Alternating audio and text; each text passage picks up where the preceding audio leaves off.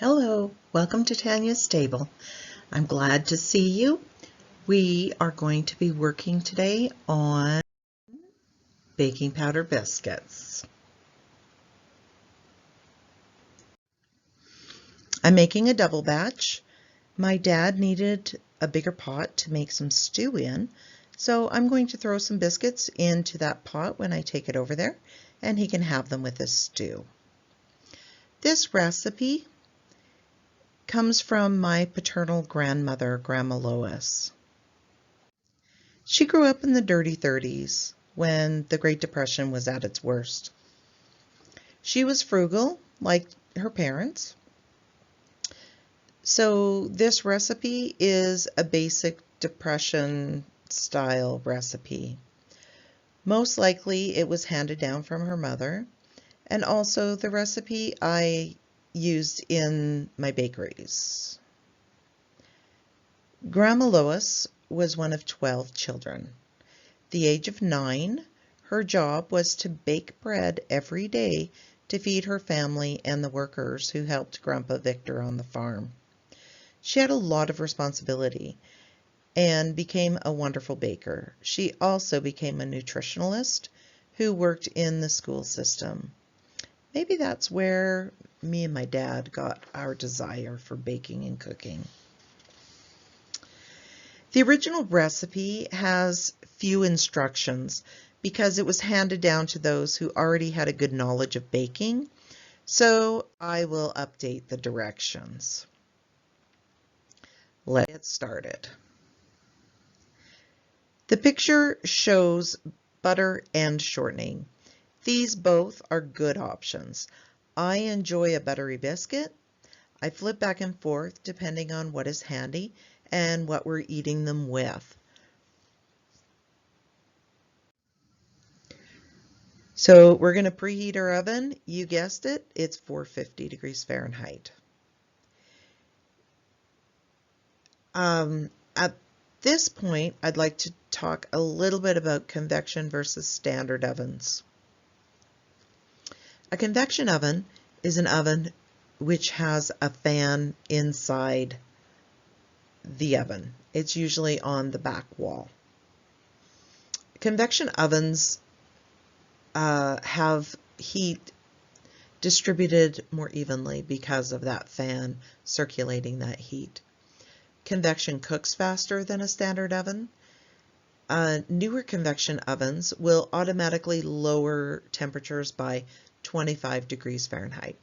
Older models will require you to deduct that 25 degrees and do the math yourself. Standard ovens may require you to change the position of the pan during baking. So everybody needs a big bowl.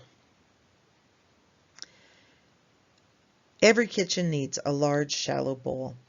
My parents had one that we named the bread bowl. It was a perfect bowl for raising bread, mixing large salads, and we could knead bread or biscuits right in the bowl, which helped keep the kitchen much cleaner and flour-free. There are two different ways of measuring. One is for dry ingredients, the other is for liquids. Depending on your ingredients, if you use the wrong type of measure, you'll have the wrong amount of product in your recipe. The liquid measure is in fluid ounces, where the dry measure is the regular ounces for weight.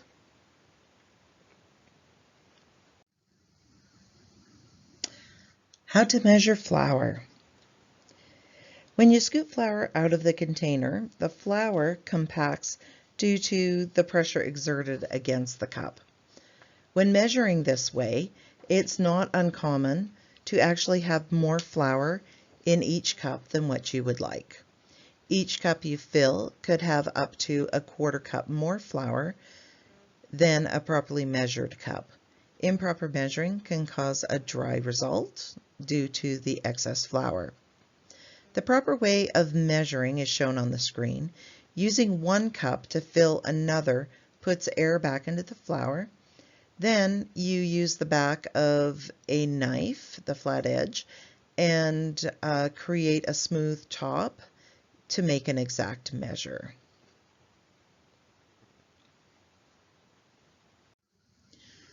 So dry ingredients go into the bowl: the flour, the baking powder, the salt, and the sugar. And now I know in the past I've said that sugar is generally considered a wet ingredient. In this case, the sugar to flour ratio is so far apart that, and there's so little sugar, that it's really not going to have that much of an effect on the flour itself. So it's going to go in with the dry ingredients. And we have visitors. I taught Ozzy when he was a kitten that if he behaved himself and didn't touch the counter, he could have a treat. So he comes to sit on this stool and watch me while I'm cooking or baking. Phoenix, at just about a year old, has proven not to be quite as teachable.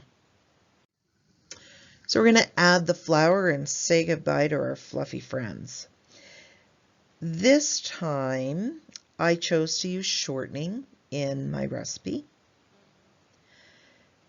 So, technique. You use your hands to mix the fat and the flour mixture until it resembles oatmeal. The technique is really more of a rubbing in of the fat by using your thumb against your forefingers to rub the mix together. This helps coat the flour in fat. If you have a pastry cutter handy, one of those will work just fine as well. You mix until it is crumbly and the shortening has been incorporated into the flour mixture. All right, so we're going to add the milk and start mixing with a wooden spoon. You can use your hands if you'd like to get right in there. The mix is going to be dry or thirsty. This would be the stage that you could get creative. Shredded cheddar is a great mix-in. Cheddar biscuits were always a favorite at the bakery. Also, I've made bacon cheddar biscuits, which is a great savory variation. I have also used cranberry raisins and, anything that you would like to add in, it would be the time to do it. In biscuits, as well as in soups and sauces, I use old cheddar. You need less cheese, and it still makes a great impact, and it has a stronger flavor. So we're going to gather that mix and bring it together and make a ball out of it. And then you're going to fold that ball in half. You're going to press with the palm of your hand against it and repeat that action 10 to 15 times. You want some structure, but use a light hand. Over kneading will lead to a tough biscuit. Another visitor. There is my son nabbing a little morsel out of the empty bowl.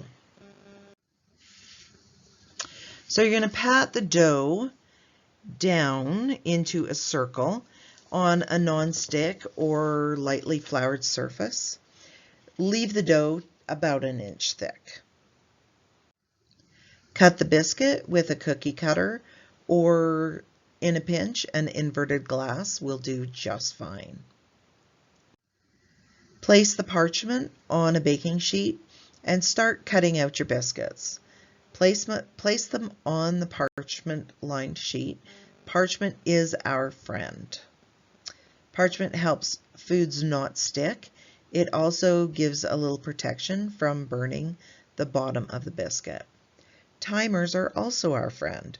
There is nothing worse than putting a bunch of effort into making something only for it to burn in the oven or be overcooked.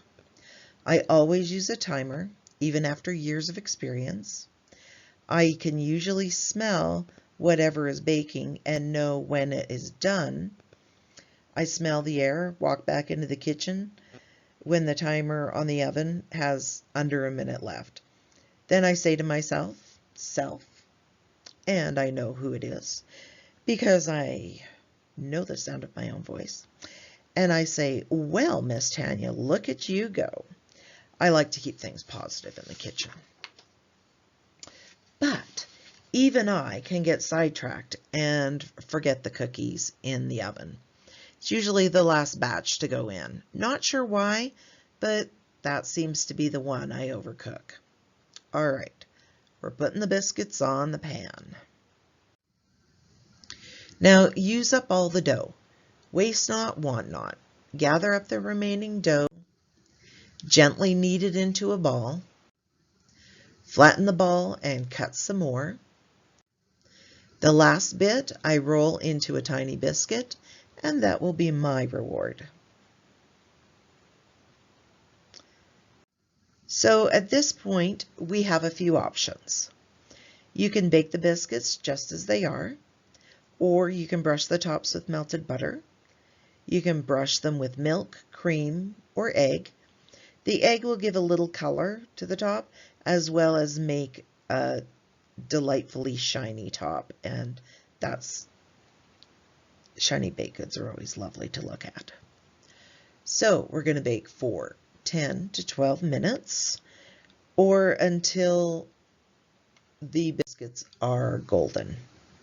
Now we're going to talk a little bit about parchment right here. So parchment helps food not stick to the pan. It prevents the bottoms of baked goods from sticking. So if you put a round of parchment in the bottom of a cake pan, you can just peel that parchment off when it comes out and you don't have pieces of cake stuck in the pan. It allows for a little flexibility. It protects the bottoms, like I said, from baking or from overbaking. It provides a quick cleanup. I use it with just about everything. Parchment is our friend. It comes in sheets or rolls, and lately it has been coming even in muffin liners and things like that. So you can see the layers that we created by that kneading process and the lovely golden brown that they are. These biscuits did not have anything rubbed across the tops of them. These are just good old naked plain biscuits. I cannot wait for dinner. This is going to be good. And you can see the pot and the biscuits headed over to my papa's house. I will be sure to post this recipe in the description below so that you can have a copy of it for yourself. And thank you for watching. I appreciate it so much when you come on these little adventures with me. And if you could, please like, subscribe, and share with your friends. Have a wonderful evening. And again, thanks so much for your support. Bye-bye.